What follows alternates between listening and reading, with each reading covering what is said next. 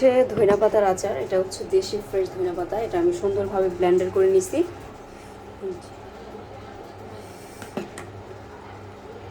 তো প্রথমে হচ্ছে আমি সরিষার তেল দিয়ে নিব,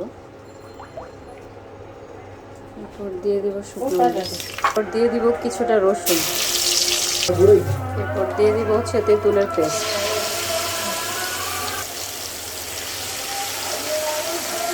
এরপর দিয়ে দেব ধইনা পাতাগুলো।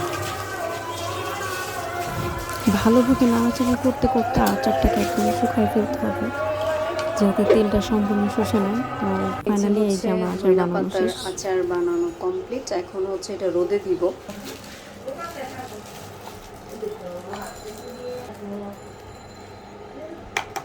একটার মধ্যে যেহেতু হয় নাই, তাই হচ্ছে আমি দুইটাই দিচ্ছি। তো এখন এটা রোদে দিব, কারণ আচারের জন্য রোদ মোস্ট ইম্পর্ট্যান্ট।